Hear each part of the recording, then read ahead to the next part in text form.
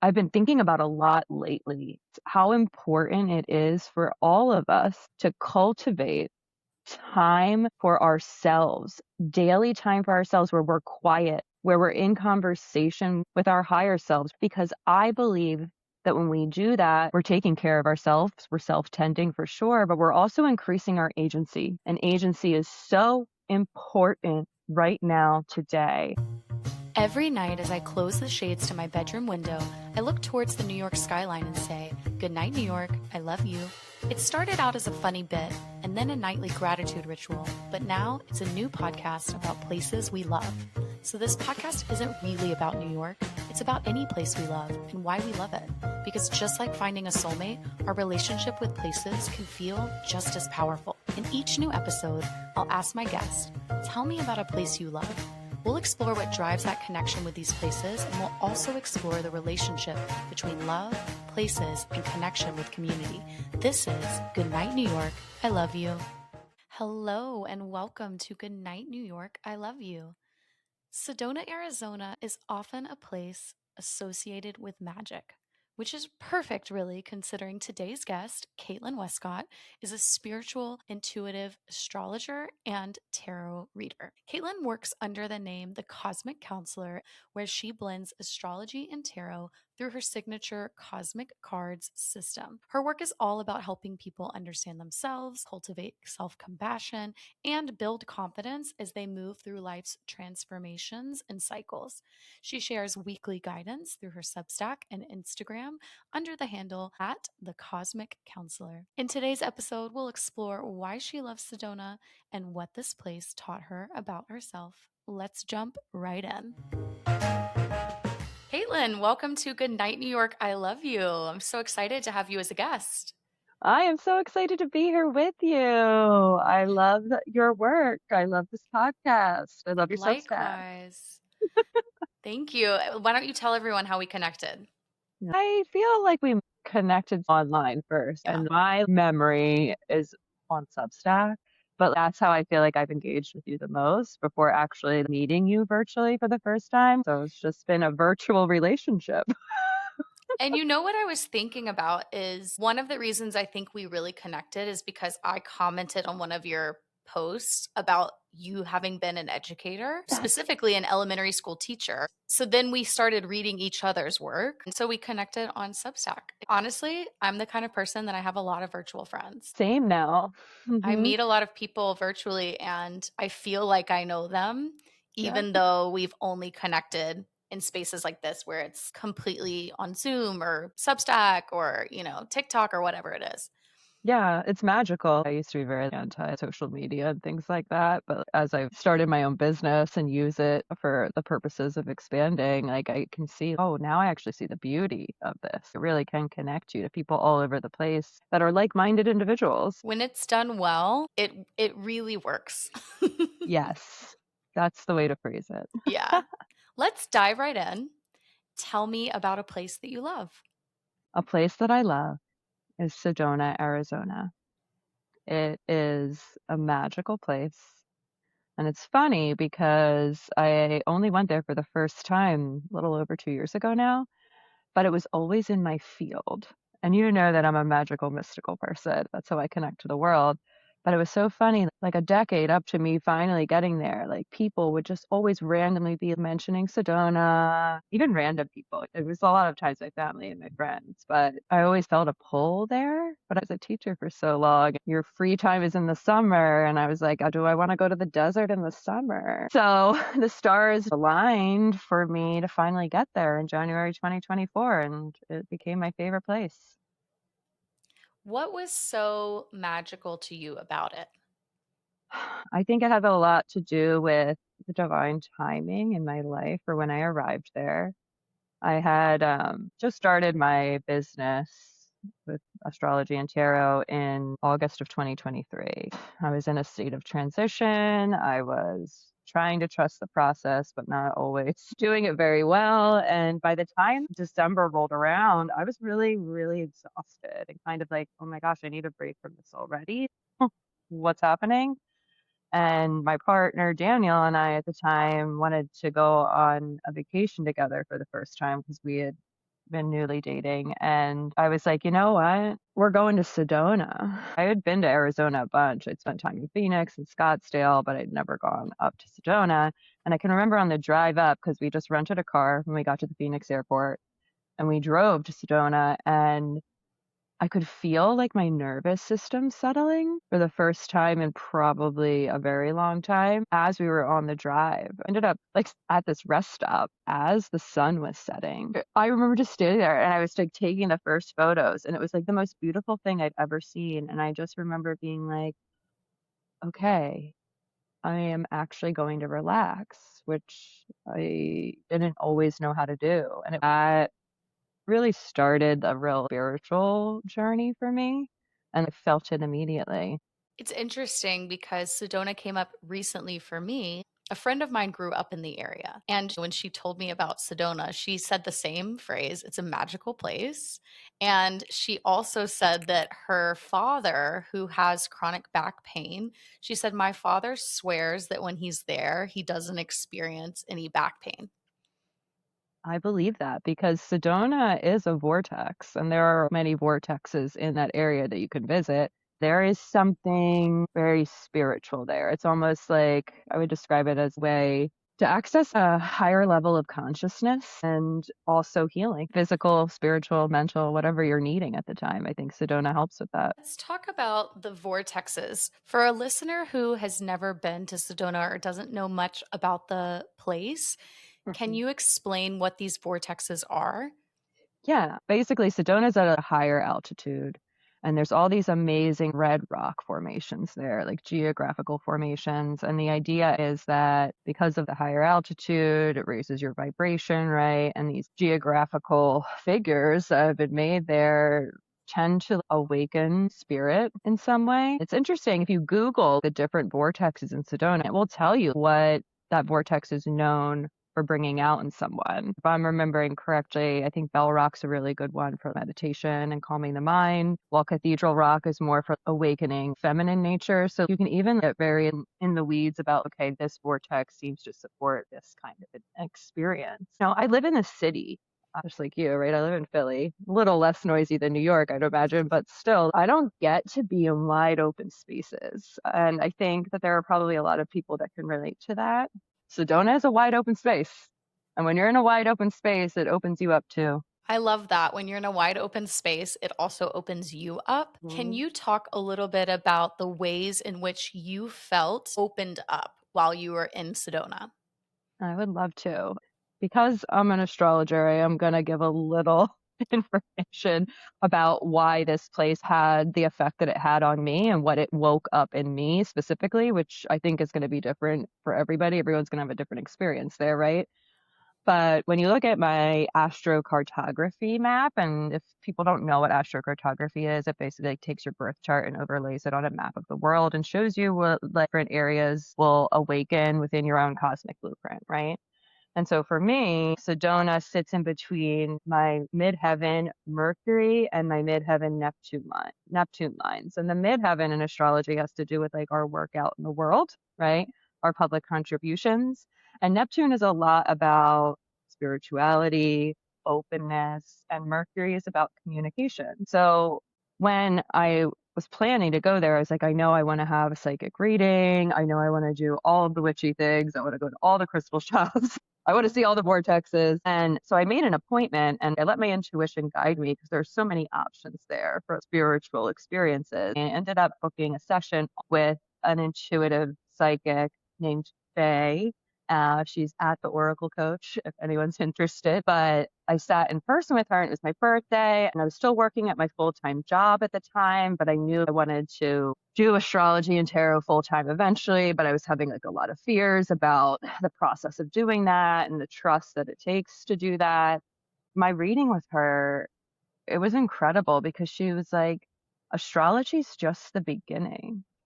And I was blown away by that because in my mind, I was like, okay, how is this just the beginning? And basically, she was like, you are a healer. And she was like, you can do the things that I do.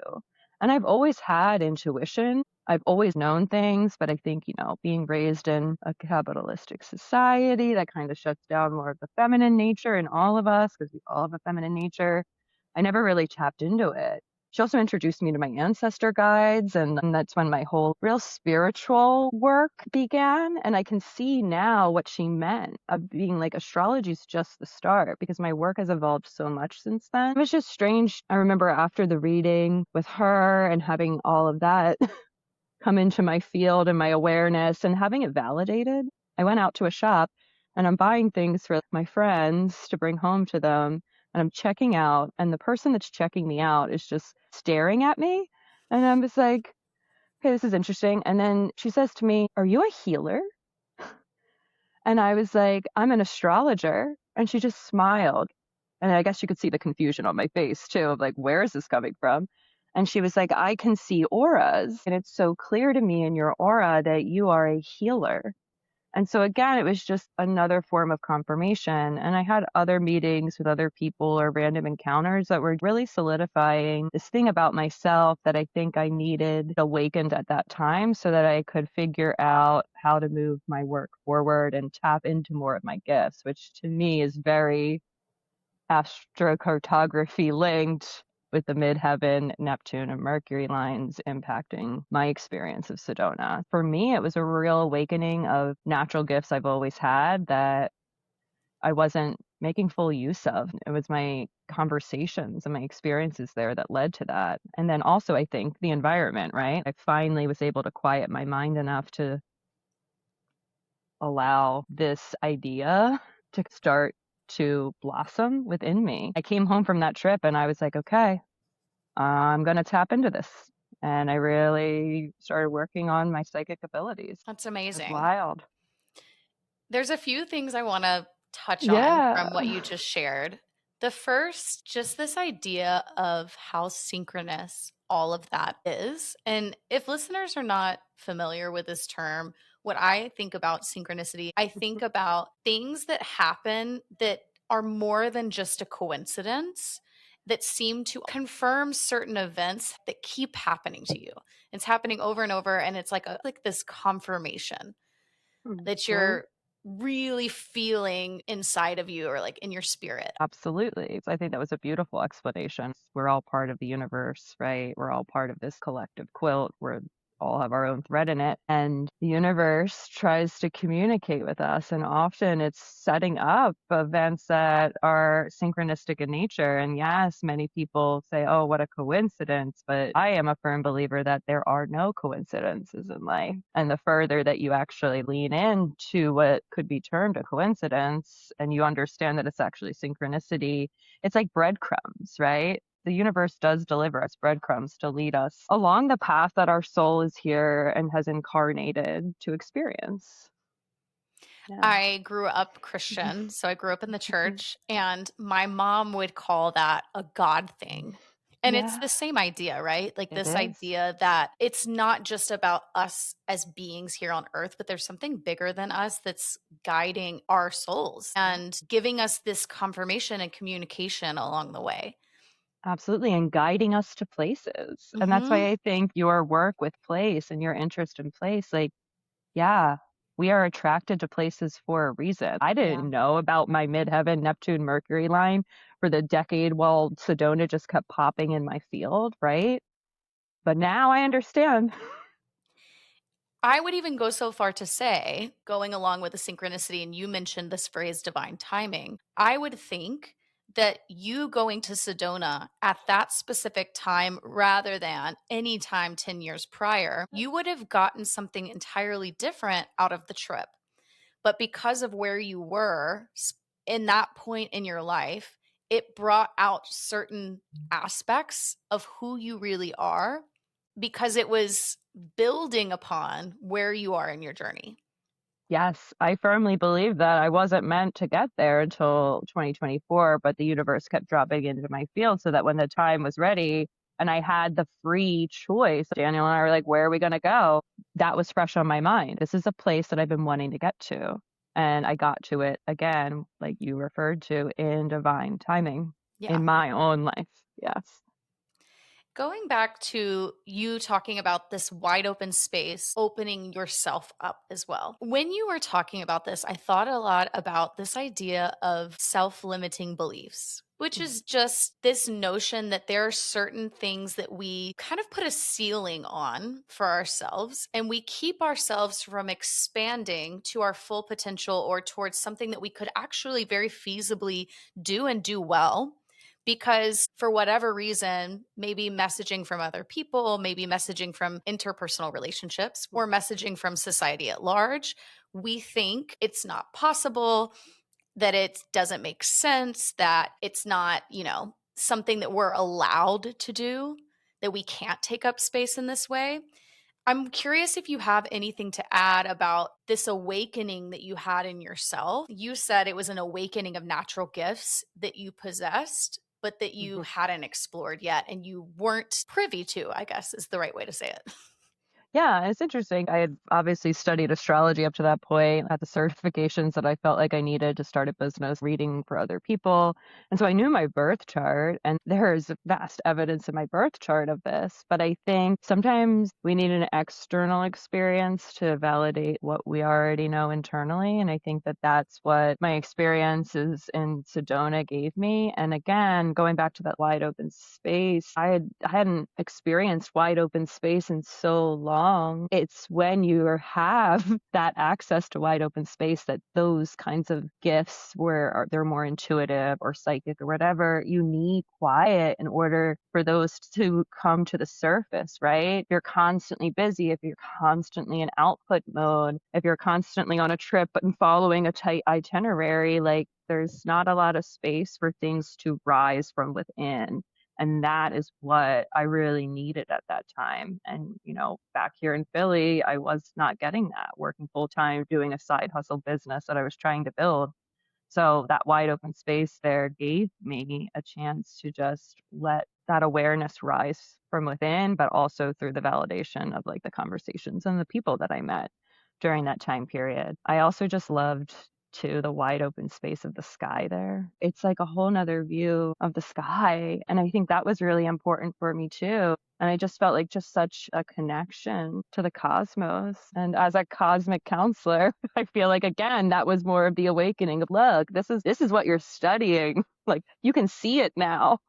I love this idea that places bring out specific characteristics in us. You're talking about how being in this specific place actually created a condition for you. It's almost like the external space itself was able to set up a space inside of you to open up, like the macrocosm reflecting the microcosm kind of Mhm. idea. One of the goals of this podcast is to explore how places bring out specific characteristics in us. And I think it's really important to explore how certain places, even if we're not meant to be there permanently or relocate there, but even a short trip or a short experience in that place can really change and define our lives in a particular way because of what it brought out in us. Absolutely. It's like that idea of as without, so within.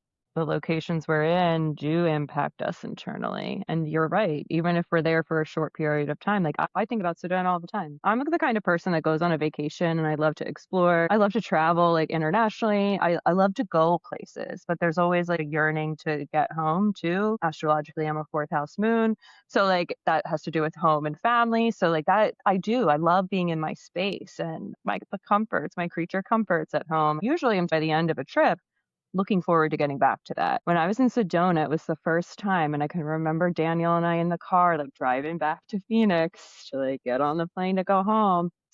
I was crying and I said, I'm going to miss this so much. And a lot of it had to do with my personal experience, but also my relational experience with Daniel Mhm. there. And I was like, well, I'm not going to be sad though. I'm going to miss it, but I know I'm going to be back. And it's almost like Sedona knows that too, right? I'm not going to relocate there. I love Philly. I love my life here. I love my family and my friends. But I know that's a place that I'm going to return to again and again in divine timing in my life.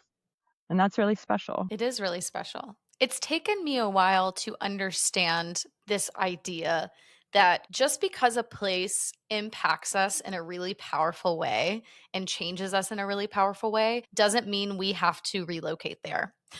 So I'll give an example. I grew up in Alabama, and when I was in college, I had the opportunity to study abroad in London, and I spent a semester there. And it was such a transformational experience for me. I really don't think I would live in New York had I not had that experience. Similarly to your experience, on the flight home, I remember crying several times because I felt like I was mourning this version of myself that I got to be while I was in London. Oh, I just got chills. And I felt like going back to Alabama meant I couldn't be that version of myself anymore, or I wouldn't have the opportunity to do those kinds of things that I enjoyed so much while I was there, which were traveling, being more independent, exploring by walking, things that just are not so feasible in Alabama. The cities aren't set up in that same way. I remember thinking for years after that, wow, I want to move back to London. I would love to live in London. As I got older, I started to realize I don't think that's a good fit for me. And of course, as our life changes, our priorities and our wishes change. Sometimes our dreams change. But I think also when I was younger, I thought this connection to this place means that I should live here Yeah. versus understanding I had this really powerful experience here and this place brought out some really beautiful things in me. But that doesn't mean that I can't access those parts of myself where I live permanently. Exactly. Oh, I can't agree with that more. And that's the truth. Everything that I realized on that trip or that was awakened on that trip, when I got back to Philly, I didn't lose it. It was very much with me. And my experience that I had there stays with me even when I'm gone. Right. And that I think is the most important. And then that experience has helped guide me down the many different paths I've taken since then. Right. Same with you. Like, I feel like you had that experience of living in London for a whole semester. I mean, that's a long time. Right. You realized what you loved about that. And then you're back in Alabama, but then you were led to New York City, which is not the same as London, but it's giving you the same kind of opportunities, right? And I wonder if when you got to New York City for the first time, you were like, yeah, I know how to do this because of what I learned when I lived in London, or, you know, Definitely. I love the idea that place can change us in such a powerful way.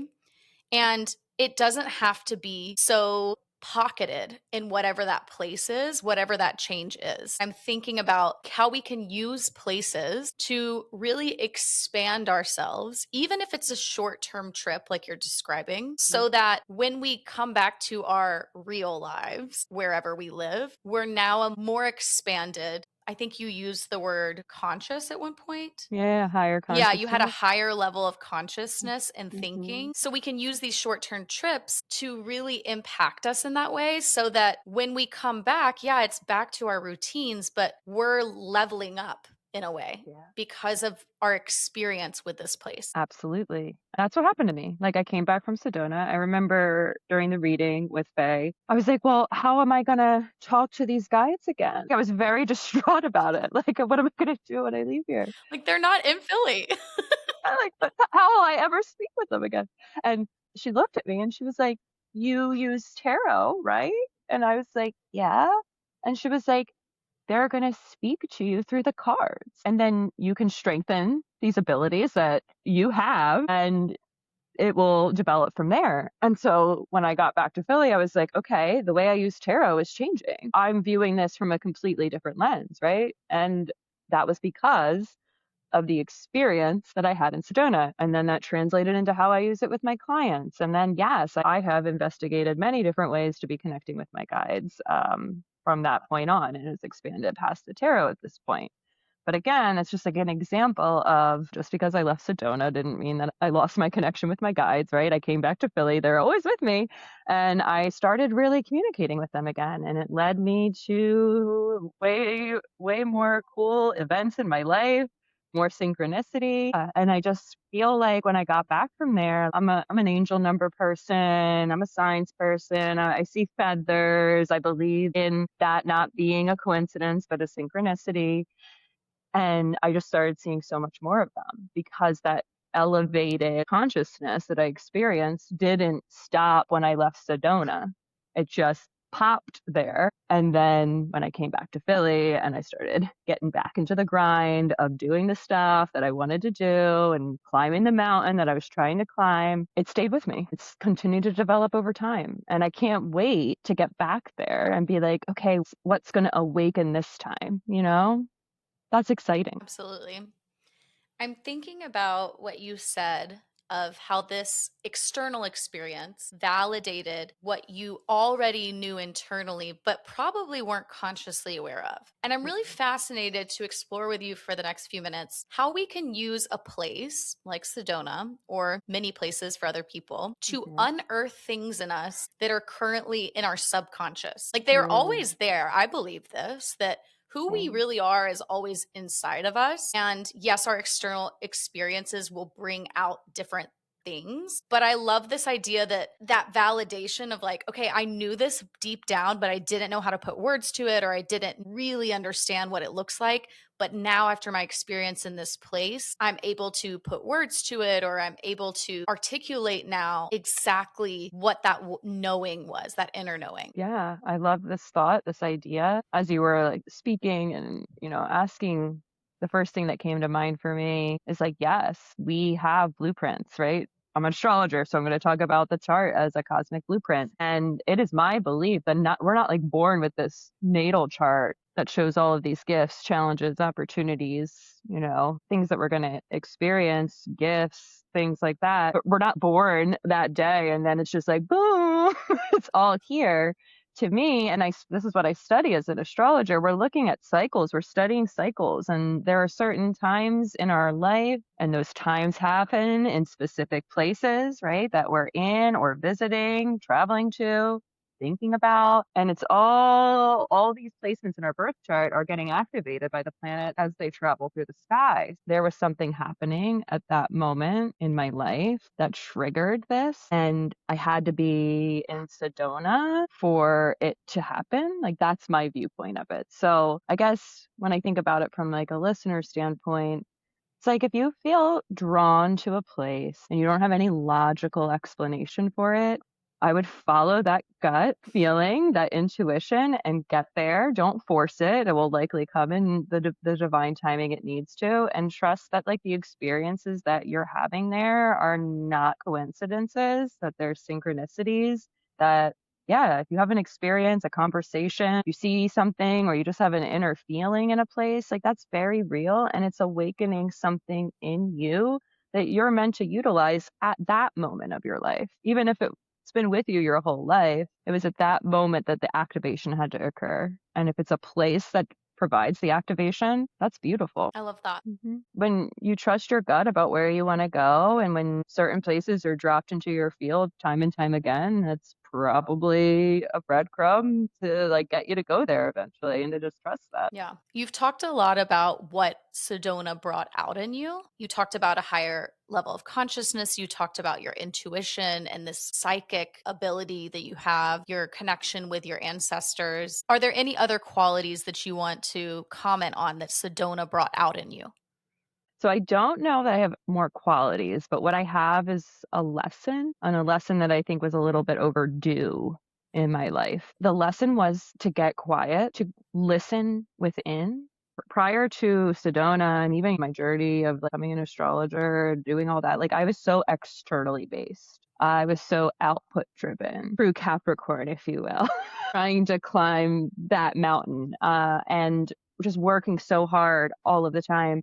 I didn't have a practice for being quiet or going within. And what I've been thinking about a lot lately is how important it is for all of us to cultivate time for ourselves, daily time for ourselves where we're quiet, where we're in conversation with our higher selves, whatever you want to call it. It doesn't matter to me, but it's just quieting the mind, because I believe that when we do that, we're taking care of ourselves, we're self tending for sure, but we're also increasing our agency. And agency is so important right now, today.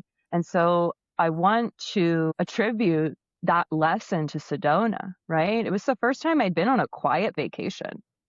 It was the first time I'd been in a quiet space. It was the first time that I found the value of what a slow morning is, what a meditative walk is, what it's like to just chill. And I don't think that prior to that, I had had the opportunity to experience it and experience the power of it. And when I came back, it stuck with me.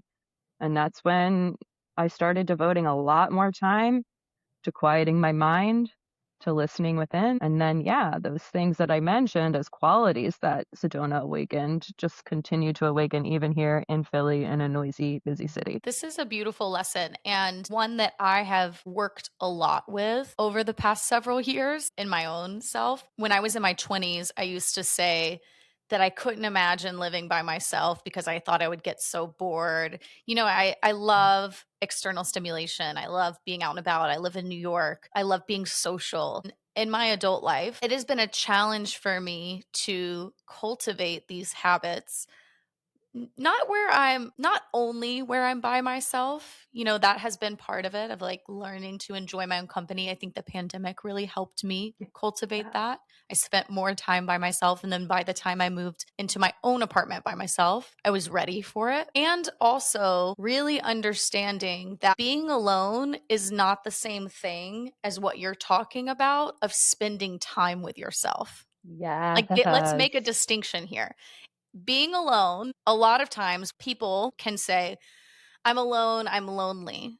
I'm alone, I'm bored, or whatever the feelings are that go along with that. And then we find ways to fill our time scrolling on the internet, watching TV, even if it's reading, like something that's considered good for Mhm. you. We're trying to put all these inputs back into ourself and we're like trying because we don't want to feel bored and we don't want to feel lonely. But a true exercise of being with yourself is actually stopping to examine what's happening with you. You talked about a meditative walk. I never got into meditation until my early 30s. And I Mhm. wouldn't say I'm super, super consistent with it. Like I do it several times a month, I'd say. I That's journal great. every day, which these are the ways I've found to be with myself. But I think this is a really great point. When you go on a walk, do you need to have your headphones in every single time? Can you just be with your own thoughts? Are you taking so much time with putting more inputs in that you're not actually spending time with yourself? Yes, and are you overloaded with the input of other people that you actually don't even know what you think, where Ooh, that's you a good one. stand, right? That's Mhm. the agency piece to me. And I've been spending a lot of time the last few weeks because of my own personal grief, anger, but also collective grief and anger by myself. And years ago, I would have shamed that. I would have been like, no, that's escapism. That's avoidance from what's happening in the world. I have learned, and Sedona was part of this lesson, that is not. It's actually returning to yourself and hearing, what's my truth?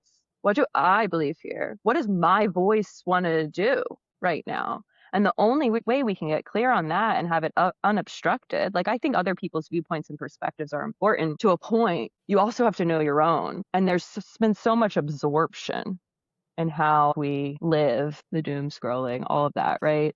Carving even 10 minutes for yourself every day. It doesn't have to be you're sitting in meditation for like, an hour and a half. I think people get confused about that. 10 minutes is great. 5 minutes is great. Start small. Just do it consistently and you'll feel the benefit of it and you'll see how you know yourself better. Let's talk more about agency. Mm, You talked about collective grief, and I think there's a lot of collective grief that has been happening for years. I mean, we went oh, through a pandemic together, and there was a lot of individual grief, or maybe grief within your family system, depending on how you experienced the pandemic. And then yeah. we had a lot of collective grief, and there's many other incidents we can think about in the most recent years that bring up these points. The feeling that I hear a lot from people is helplessness and hopelessness and Mhm. feeling like I don't know what to do. I know something's not right, but I feel like the system is working in a specific way and I don't know my part. And you're talking about agency. Can you connect that to this collective piece? Why Yes. is being with ourselves and awakening our own agency so important in times like these? What's so important in times like these because of what you refer to with that question of, well, what do I do?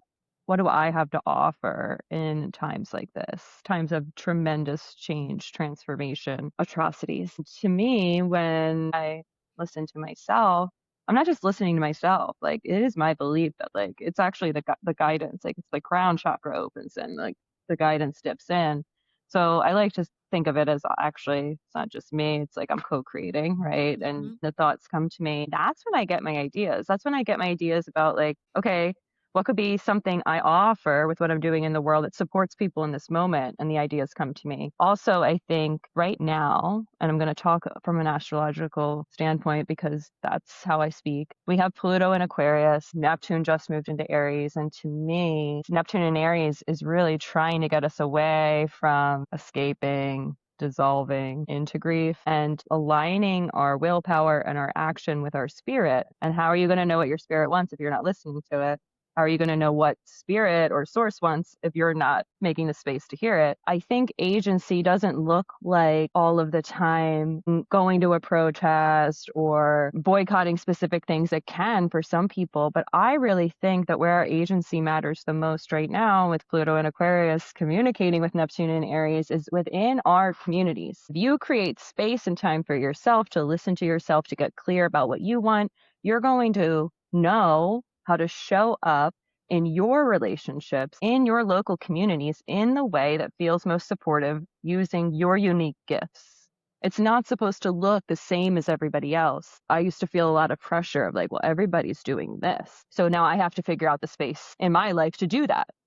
Well, no, I just had to figure out, okay, what feels good to my spirit for how to show up in this. And it's not going to be the same for everybody. I think that gives you the agency to be like, this is what feels true to me right now, because this is what I hear from within. And then, of course, acting on that in whatever way you're acting on it. And that is good enough.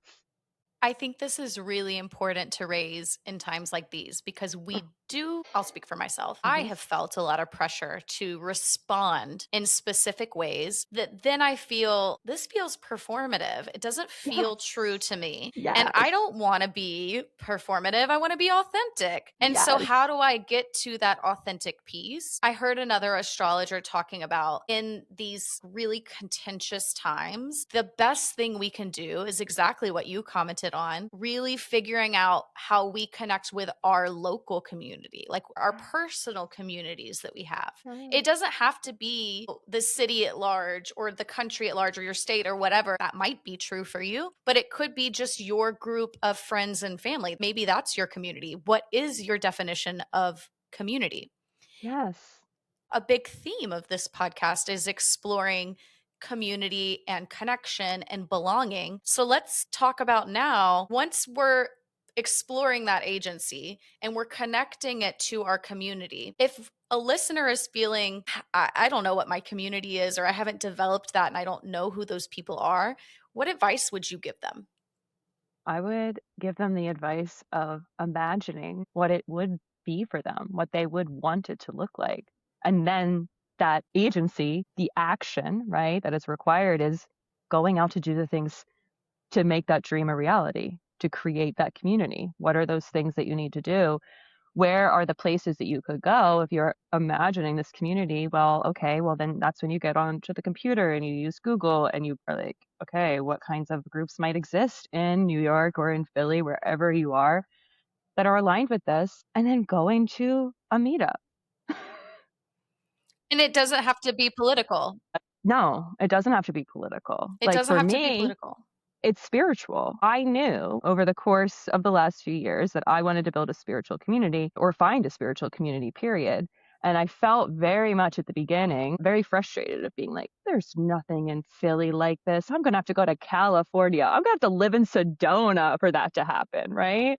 Because I'd never encountered it in Philly before. And there were roadblocks along the way. There were certainly like experiences where I like went to go do something and it wasn't exactly aligned, but I never gave up. And now, however many years later, here I am, and I have a network of people that are like minded people with me here in Philly, but also around the country and the globe. I have spiritual friends that live in other countries now, and that bolsters me. It bolsters my agency, it bolsters my voice. They give me ideas. It's increased my power. But I had to realize what I wanted. And what I want isn't what everybody else wants. You want what you want, you go find what you want, and you use your agency to do that. But you're not going to get clear on what you want if you're not giving time and space to figuring that out in quiet. And for someone who is a beginner Mm. at being with themselves, Mhm. if someone is thinking, okay, I know I need to imagine or start dreaming about visualizing, whatever word you want to use, what kind of community would be perfect for me or would be just right for me? Where can someone get started with spending time with themselves? Entry level. Entry level, great question. If I go back to like what entry level looked like for me, it very much looked like just journaling my feelings and then going back and reading it over. Like, I don't know, sometimes I think people journal just to get it out, which I think is a beautiful thing. But what I have found to be very powerful is actually returning, maybe at the end of every month. I don't know, whatever cadence works for you, at the end of every week, going back and rereading and noticing themes, right? Like, what's coming up? What are my feelings telling me? What am I longing for? That might be a really good place to start. And if you're not a journaler, that's okay too. Like, maybe you're going to look at things that you've collected pictures of in your phone for inspiration, right? But I really think you have to get clear on your values somehow. What do you value? Because the things that you value, those are the kinds of relationships that you want to foster that like the other people also value. And so even just taking 5 minutes, making a list of what are the top 5 things that I value about myself, but not even just about yourself in the world. Like, what's important to me? What are my hopes and my dreams for the future? And write it down. I've done many values exercises throughout my life, but especially in the past several years when I made such a big change in my career. I love this kind of exercise. I think it's so powerful. And if a listener is wanting more information about a values assessment, literally just type into Google values assessment or list of values, and you just go through and read all of them. The first time I did it, I cut up little slips of paper with different values and I sorted them. The suggestion was to sort like very important, kind of important, not important. And I ended up making many categories. I had like high, medium, medium low, low. So, you could do it in whatever way you want. Yeah. But then once you've taken a pass at that, you can start identifying, yeah, a lot of these things are important to me, but these 5, 10 things are the Mhm. most important in my personal life, in my relationships, in the way that I'm living day to day. Yes. And none of that requires you to quiet your mind, right? Like, I think when I say things like quiet your mind or meditate, it can bring up a lot of shame in people. Like, well, I can't do that. I don't know how to do that. And believe me, it takes time. Like, I used to sit in my meditation chair when I first tried to start meditating, and I would do it for 2 minutes. All I was doing the whole time was putting thoughts into mason jars. That's what I would visualize and putting it on the shelf because, like, I couldn't turn off my mind. That's quite natural. But you don't have to turn off your mind to do this work. It can be very mind engaging, right? Which is like what this values assessment would be. Start there. You're drawing a distinction between quieting yourself from the world and other inputs and quieting your mind, which is this idea of I have to literally control all of my thoughts and put them in a little box. It's not that extreme. We can It's actually not. just take time to engage with our mind ourselves. Yes, and our thoughts and things like that. So I never want to turn people off when I'm talking about this.